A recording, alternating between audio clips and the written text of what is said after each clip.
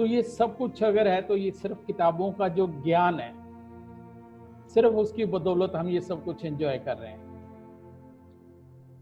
तो जो विचार इतने सारे आएंगे,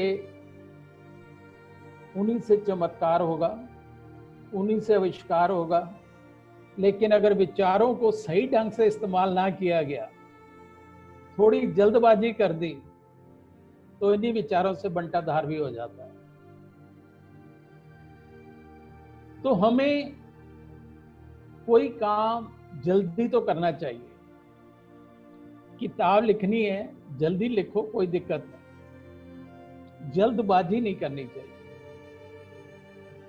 अब आप कहेंगे जल्दी और जल्दबाजी में क्या फर्क है? जल्दी एक डेडलाइन होती है कि हमने उसको पूरा करना है, वहां तक पहुंचना है, इस टाइम में पहुंचना है।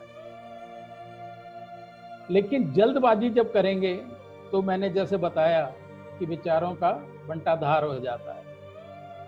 तो इसलिए जब भी लिखो, जो कुछ भी लिखो, मैं 4-5 वर्ड आपको बताना चाहूंगा, रिक्वेस्ट करूंगा, ये आप प्लीज नोट कर लीजिए।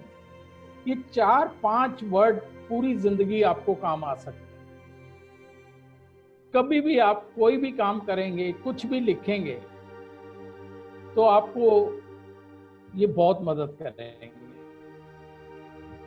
जब भी हम किताब लिखनी शुरू करें तो एक जोश चाहिए हमें।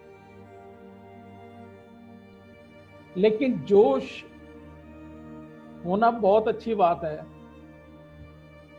लेकिन उसके साथ होश भी चाहिए। क्योंकि सिर्फ अगर हम जोश में लिख देंगे और होश का ख्याल नहीं रखेंगे, तो बहुत सारी गलतियां हो सकती हैं हमारे से। इसके साथ जरूरत होती है आस, उम्मीद। हम कोई किताब लिखते हैं और उम्मीद करें कि पहले दिन ही वो हिट हो जाएगी, सारे काम छोड़ के लोग हमारी किताब खरीदने आ जाएंगे। ऐसा नहीं होने वाला।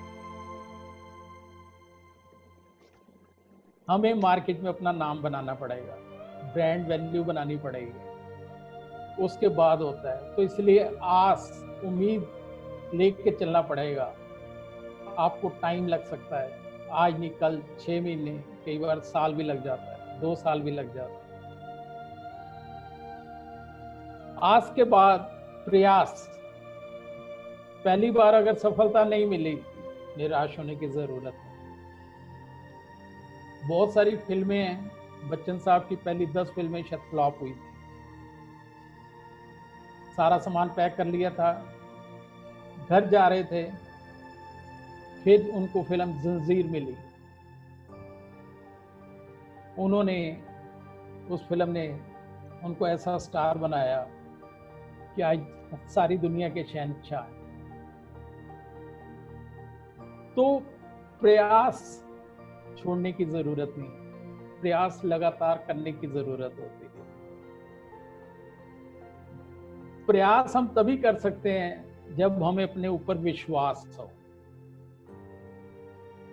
जब हमें अपने ऊपर विश्वास होगा, तभी दूसरे लोग भी हमारे ऊपर विश्वास करेंगे।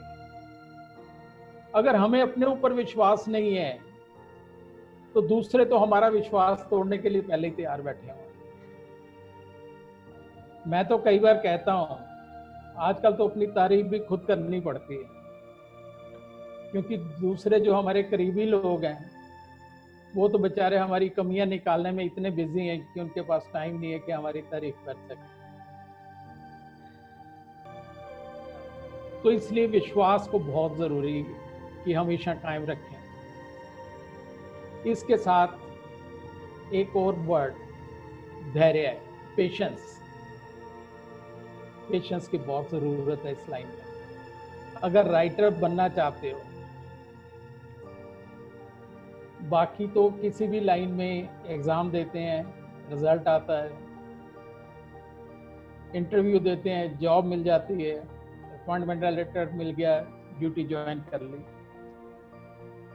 लेकिन ऑर्डिनरी आदमी से लेखक और बेस्ट सेलर ऑथर अगर बनना है, तो पेशेंस की बहुत जरूरत है। बहुत टाइम चाहिए। कुछ लोगों की किस्मत अच्छी होती है, 1,00,000-2 लाख में 1-2 लोग ऐसे होते हैं जिनको कि प्रभु बहुत जल्दी कामयाबी दे देता है। लेकिन अदरवाइज इन सारे जो अल्फाज मैंने आपको बताए, एक बार मैं रिपीट कर देता हूं: जोश, होश, आस, प्रयास, विश्वास और धैर्य, इन सब को बहुत संभाल के रखना। ये आपको एक दिन ऑर्डिनरी शख्स से शख्सियत बना सकते हैं। ऑर्डिनरी शख्स तो हजारों लाखों डेली आते हैं यहाँ पे और डेली चले जाते हैं, पता ही नहीं लगता कि कितने आए और कितने चले गए। लेकिन शख्सियत बनना बहुत कम लोगों के नसीब में होता है। लेकिन अगर हम इन अल्फाज को याद रखें, इन अक्षरों को अपना एक मूल मंत्र बना लें, तो कोई भी साधारण आदमी, डॉक्टर अब्दुल कलाम साहब, एक टाइम था कि उनके पास चाय पीने के लिए पैसे नहीं होते, घर नहीं था, कच्चा वो झोपड़ी सी जो होती है उसमें रहते थे।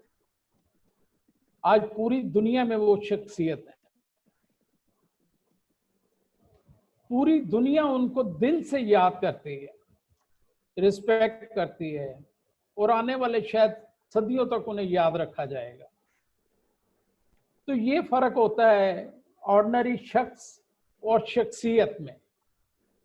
अगर हम आए हैं इस दुनिया में और अगर इस लाइन को हम चुन रहे हैं, हमें राइटर बनना है, फिर हम ऑर्डिनरी राइटर नहीं बनेंगे, हम कुछ बन के दिखाएंगे।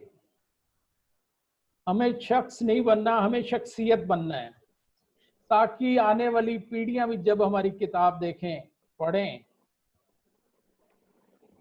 तो उनको भी कुछ सीखने को मिले, वो भी प्यार से, इज्जत से हमें याद करें।